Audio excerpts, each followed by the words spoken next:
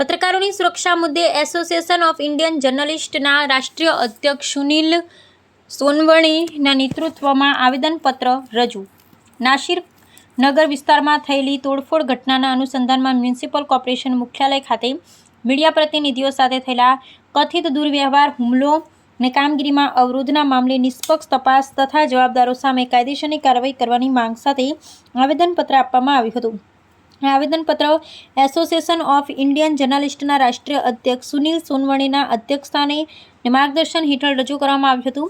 સુનિલ સોનવણેએ જણાવ્યું હતું કે લોકશાહીમાં પત્રકારો ચોથા સ્તંભ તરીકે કાર્ય કરે છે અને તેમની સાથે કોઈપણ પ્રકારનો દુર્વ્યવહાર કે હુમલો સ્વીકાર્ય નથી. આવા બનાવોની પારદર્શક તપાસ કરી દોષિતો સામે કડક કાર્યવાહી થવી જરૂરી છે. સાથે જ રાજ્ય સરકારને પત્રકારોની સુરક્ષા સુનિશ્ચિત કરવા માટે અસરકારક નીતિ અને જરૂરી સુરક્ષા વ્યવસ્થા અમલમાં મૂકવાની માંગ પણ કરવામાં આવી હતી. આ પ્રસંગે ગુજરાત પ્રદેશ પ્રમુખ હનીફ ચોથિયા, ગુજરાત મહિલા પ્રદેશ અધ્યક્ષ પ્રિયાબેન પટેલ, રાષ્ટ્રીય મહિલા ઉપાધ્યક્ષ વલ્ભાબેન, ગુજરાત પ્રદેશ મહિલા મહાસચિવ જયમિનીબેન પટેલ, રાષ્ટ્રીય સચિવ દક્ષાબેન ભાવસાર તેમજ દીપકભાઈ ઈગલે, નવીનભાઈ પટેલ અને પરેશભાઈ પ્રજાપતિ ઉપસ્થિત રહ્યા હતા. Sabana Shaikh, Majid Pathan, KK news channel, Hiteshbhai Patel, Parhin Pathan, Roziben, Shehnaz Shaikh. મારું નામ છે પ્રિયા પટેલ. હું ગુજરાત પ્રદેશની અધ્યક્ષ છું. એઆઈજીમાંથી અમે લોકો આજે નારસીનગર નારસીનગર ઝૂંપડપટ્ટીમાં જે હુમલો થયો છે પત્રકારો પર, ઝૂંપડપટ્ટી પર જે પ્રોબ્લેમ આવે છે, જે લોકોના ઘર તોડી નાખ્યા છે, 50થી વધારે ઘર તૂટ્યા છે અને સંખ્યા પ્રમાણે 100 ઘર તૂટ્યા છે. તો એ લોકોને ન્યાય અપાવવા માટે અમારા પત્રકારના જે ભાઈઓ અને બહેનો ત્યાં ગયા હતા અને એ લોકો ઉપર જે ખોટી રીતે એ લોકોને મારપીટ કરવામાં આવી છે અને એ લોકો પર ખોટા કટુ વચન બોલીને એ લોકોને તિરસ્કારવામાં આવ્યા છે. એ બદલ અમે કલેક્ટરશ્રીને અમે આવેદન આપ્યું છે અમારા સંગઠનના બધા જ ભાઈઓ અને મિત્રોએ.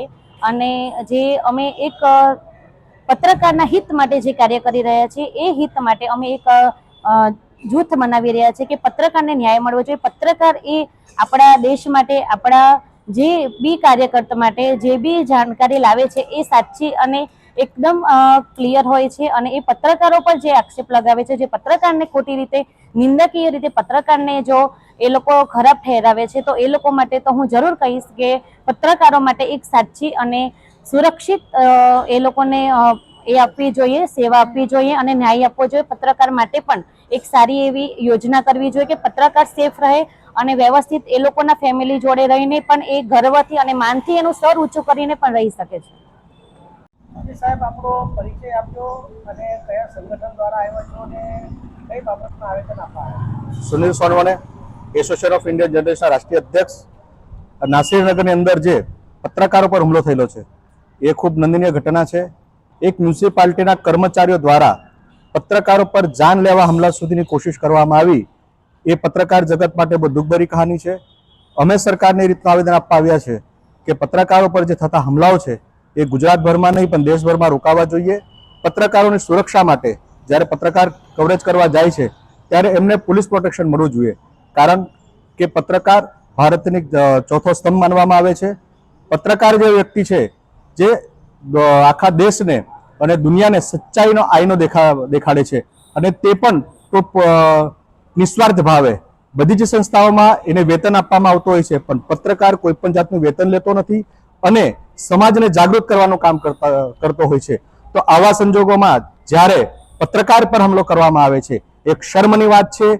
જે અધિકારીઓ છે, જે દેશની સેવા કરવા માટે બેઠા છે, જે સુરક્ષાનું કવચ લઈને બેઠા છે, એવા લોકોએ પત્રકારોને સહકાર આપવો જોઈએ, એ લોકોની સુરક્ષા કરવી જોઈએ. અને જો સુરક્ષા ન થતી હોય તો એમને પોતાના પદથી રાજીનામું આપી દેવું જોઈએ. પણ પત્રકારની સુરક્ષા કરવો એ સરકારનો જન્મસિદ્ધ અધિકાર હોવો જોઈએ અને પત્રકારને સુરક્ષા મળવી જોઈએ. અને જો હવે પત્રકારોને સુરક્ષા ન મળશે તો આ આંદોલન ગુજરાતમાં નહીં પણ દેશભરમાં અમે લડીશું અને પત્રકારોને ન્યાય અપાવીશું અને એમને માટે સુરક્ષા કવચ લાવીશું. એ અમારા સંસ્થાનો જન્મસિદ્ધ અધિકાર છે. એના માટે એસોસિએશન ઓફ ઇન્ડિયન જર્નલિસ્ટના બધા જ પત્રકાર શપથ લઈને આ ગુંજને આગળ વધારવાના છે.